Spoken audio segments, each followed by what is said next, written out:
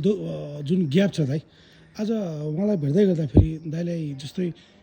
कस्तो फिल भइरहेछ दाइ ल एकदम रमाइलो नि होइन अर्कै मान्छे भेटे जस्तो होइन त्यो टाइममा हामीले लुट पनि एकदमै सक्सेस भएको फिल्म हो त्यो टाइममा नेपाली फिल्म इन्डस्ट्रिजमा लगभग नेपाली फिल्म हेर्न नै छोडिसकेको बेला दाइहरूले त्यस्तो फिल्ममा प्रड्युस गर्नुभएको थियो अनि लुट टु दुइटै एकदमै चलेको फिल्म हो होइन अनि दाइसँग भेटघाट त हुन्थ्यो तर फेरि आज त्यस्तै चलेको एउटा त्यस्तै फिल्म चलेको हेरेर होइन? फिल्मसँग फेरि हाम्रो भेटघाट फेरि पनि भयो हाम्रो भेटघाट भयो अनि लुटको सिर्जना र अहिले एन्जेलाको सिर्जनामा दाइले भिन्नता चाहिँ के पाउनु भयो दाइ यो अब उहाँहरू भनेको त अब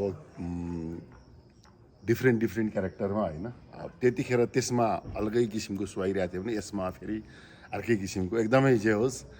उहाँको सिन त्यसमा पनि नोटिस नै थियो भने यसमा पनि नोटिस नै छ अब दाइ एज अ प्रड्युसर पनि हो सिनेमा हल सञ्चालक पनि हो। अब फेरि सिर्जना सुब्बासँग दाइको कुनै मुभीमा सहकारी हुने सम्भावना हुन्छ नि किन नहुनु ल नहुने फिल्म कुरै छैन बनाउनुहुन्छ दाइहरूले हल छ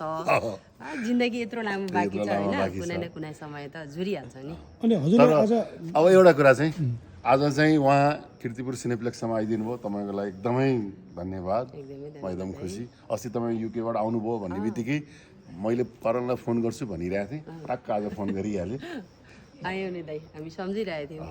अनि आज हजुरलाई चाहिँ जस्तै लुटपछि आज एन्जिलामा नरेन दाइ भेट्दै गर्दाखेरि तपाईँलाई कस्तो फिल भयो चाहिँ जुन त्यो बेलाको फेज र आजको फेजमा चाहिँ होइन दाइ त्यतिखेर पनि अब त्यो भन्दा अगाडिदेखि फिल्ममा नयाँ हुनुहुन्थेन अगाडिदेखि फिल्म गरिराख्नु भएको त्यस्तो फिल्ममा उहाँले प्रड्युस गर्नुभयो एकदमै सक्सेस भएको थियो खुसीको क्षण त दाइसँग जहिले पनि सक्सेस हुँदा हुँदै भेट हुने रहेछ कि के हो जस्तो लाग्यो अन्जिला पनि यति धेरै चलिराख्दा दाइसँग भेट भएको छ होइन अनि अहिले दाइ त त्यतिखेर बढी त दाइ त